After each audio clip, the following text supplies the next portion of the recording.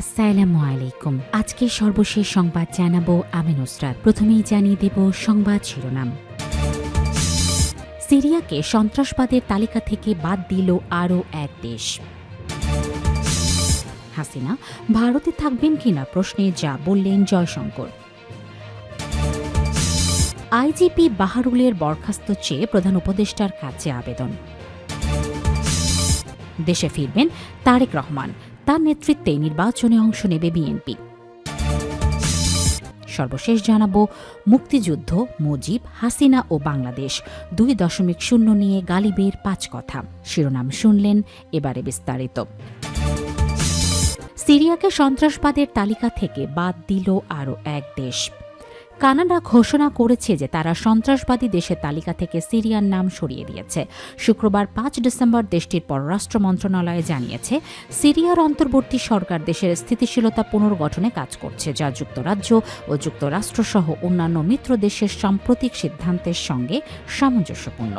Global affairs কানাডার এক বিবৃতিতে বলা হয়েছে, সিরিয়া আঞ্চলিক স্থিতিশীলতা বজায় রাখা এবং সন্ত্রাসবাদের বিরুদ্ধে কার্যক্রমে বৈশ্বিক অংশীদারদের সঙ্গে সমন্বয় করছে। কানাডার পররাষ্ট্রমন্ত্রী অনিতা আনন্দ বলেন, সিরিয়া সরকারের শান্তিপূর্ণ রাজনৈতিক রূপান্তরের পদক্ষেপকে আমরা স্বাগত জানাই।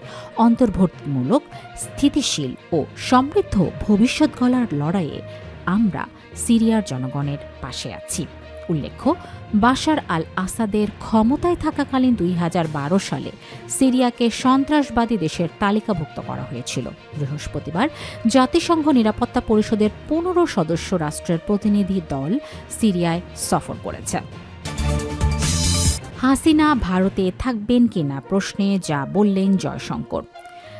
শেখ হাসিনা ভারতে থাকবেন কিনা তাকেই সিদ্ধান্ত নিতে হবে বলে মন্তব্য করেছেন ভারতের পররাষ্ট্রমন্ত্রী এস জয়শঙ্কর। শনিবার 6 ডিসেম্বর নয়াদিল্লিতে অনুষ্ঠিত এইচটি লিডারশিপ সামিটে এনডিটিভির সিইও ও এডিটর ইন চিফ রাহুল কানওয়ালের সঙ্গে এক আলোচনায় তিনি মন্তব্য করেন। ভারতের পররাষ্ট্রমন্ত্রী বলেন, বাংলাদেশের সাবেক প্রধানমন্ত্রী শেখ হাসিনার ভারতে অবস্থান সম্পূর্ণভাবে তার ব্যক্তিগত সিদ্ধান্ত। যে পরিস্থিতি নিয়ে ভারতে এসেছিলেন সেটি বাস্তবতার দ্বারাই এটি প্রভাবিত। শেখ হাসিনা যতদিন ইচ্ছা ততদিন কি ভারতে থাকতে পারবেন? এমন প্রশ্নের জবাবে তিনি বলেন, এটা ভিন্ন বিষয়। তিনি যে পরিস্থিতিতে এখানে এসেছেন সেই পরিস্থিতি তার ভবিষ্যৎ নির্ধারণে বড় একটি ভূমিকা পালন করবে। কিন্তু আবারও বলছি, এটি এমন একটি বিষয় যেখানে শেষ পর্যন্ত তাকে নিজের সিদ্ধান্ত নিজেকে নিতে হবে। আইজিপি বাহারুলের বরখাস্ত চেয়ে প্রধান উপদেষ্টার কাছে আবেদন।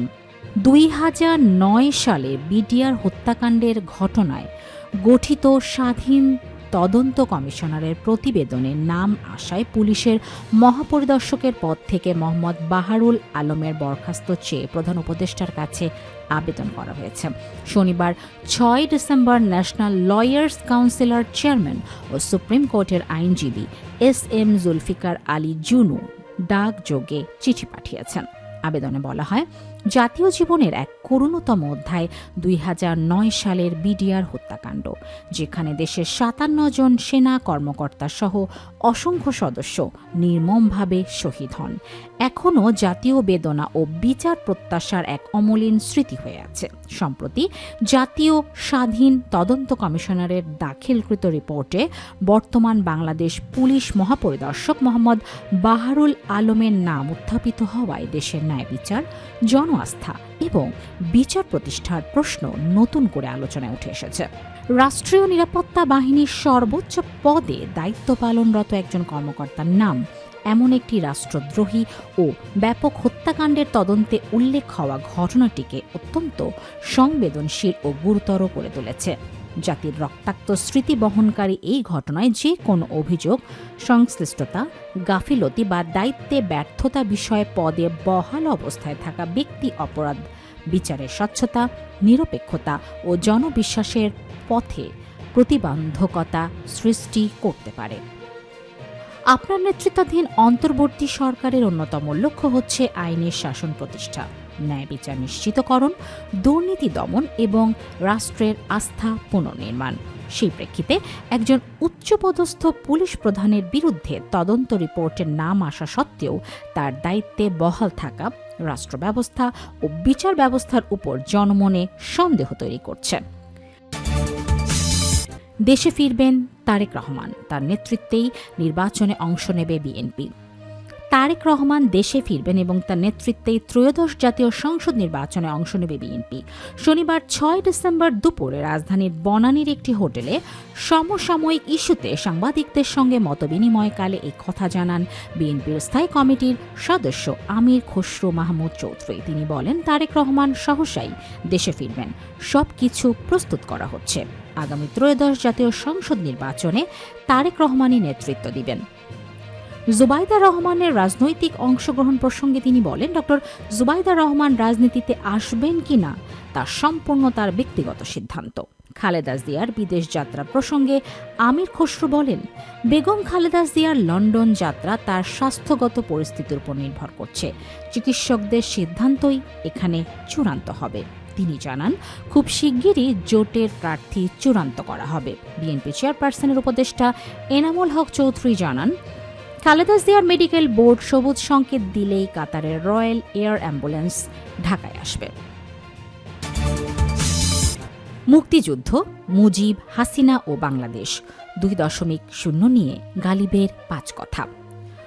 মুক্তিযুদ্ধকে কারো লকারের 832 ভরি স্বর্ণ বানানোর মেশিনে পরিণত করা রাজনীতি করতে দেয়া যাবে না বলে মন্তব্য করেছেন ঢাকা বিশ্ববিদ্যালয়ের শাখা ছাত্র শিবিরের সাবেক সভাপতি এবং যুক্তরাষ্ট্রের হার্ভার্ড বিশ্ববিদ্যালয়ের সহকারী অধ্যাপক ডক্টর মির্জা গালিব। শনিবার 6 ডিসেম্বর ফেসবুকে নিজের ভেরিফাইড আইডিতে দেয়া এক পোস্টে বাংলাদেশের মুক্তিযুদ্ধ, রাজনৈতিক ইতিহাস ও বর্তমান প্রেক্ষাপট নিয়ে কথা বলতে গিয়ে এই মন্তব্য করেন তিনি। এদিন দুপুরে প্রকাশিত ওই পোস্টে তিনি 5টি বিষয়ে বিস্তারিত মতামত তুলে ধরেন।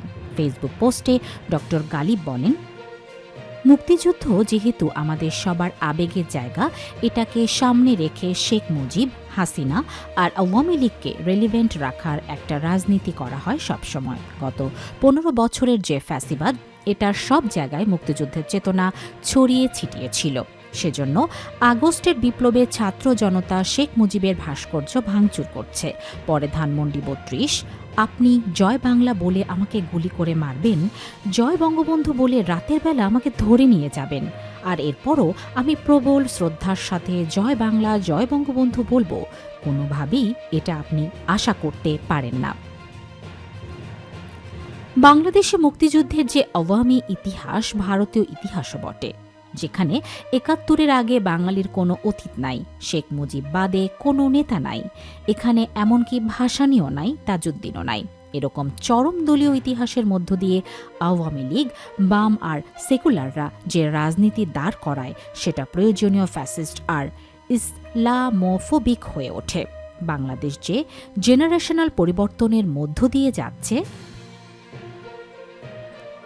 তাতে এই ফ্যাসিস্ট আর ইসলামোফোবিক ইতিহাস চর্চা এবং রাজনীতির একটা সমাপ্তি ঘটবে সামনের দিনে। বাঙালির মুসলমানদের ইতিহাস লম্বা দিনের। দিল্লি শাসনের বিপক্ষে দাঁড়িয়ে মুসলমান শাসকদের স্বাধীন সুলতানি আমল, ব্রিটিশদের উপনিবেশ থেকে আমাদের পূর্বপুরুষদের আজাদির আন্দোলন, 47-এর স্বাধীনতা, 71-এর মুক্তিযুদ্ধের মধ্য দিয়ে বাংলাদেশ গঠন, 75-এর সিপাহী জনতার বিপ্লবের মধ্য দিয়ে বহুদলীয় গণতন্ত্রে প্রত্যাবর্তন, 90-এর গণ অভ্যুত্থান এবং 2024-এর গণ অভ্যুত্থানের মধ্য দিয়ে বাংলাদেশ 2.0 গড়ার যাত্রা, এসবই আমাদের রাজনৈতিক পথ চলা, আমাদের ইতিহাসের মাইলস্টোন মোমেন্ট। 47, 71, 24 একই সঙ্গে ধারণ করে বাঙালি আর মুসলিম এই দুই আইডেন্টিটি একসঙ্গে ধারণ করেই আমাদের সামনে এগিয়ে যেতে হবে। আমাদের ইতিহাসের নায়কদের মধ্যে শেখ মুজিব থাকবেন, আমাদের ইতিহাসের ভিলেনদের মধ্যেও শেখ মুজিব থাকবেন, কিন্তু মুক্তিযুদ্ধের দলীয় ইতিহাস ব্যবহার করে শেখ মুজিবকে কাল্ট ফিগার বানিয়ে ফ্যাসিবাদ তৈরি করার যে প্রজেক্ট, এটা গুরুতরভাবে ফেইল করেছে। এই প্রজেক্ট আর দ্বিতীয়বার বাংলাদেশে হবে না, এটার ব্যাপারে নিশ্চিত থাকতে পারেন। সবাইকে বিজয়ের মাসের শুভেচ্ছা। মুক্তিযুদ্ধ ফ্যাসিস্টদের দলীয় সম্পত্তি না, মুক্তিযুদ্ধ পিতার কোমল জায়নামাজের উদার জমিন, যেখানে আমাদের সবার সমান ভাগ আছে। এই ভাগ ছেড়ে দিয়ে মুক্তিযুদ্ধকে কারো লকারের 832 ভরি স্বর্ণ বানানোর মেশিনে পরিণত করার রাজনীতি আর করতে দেয়া যাবে না।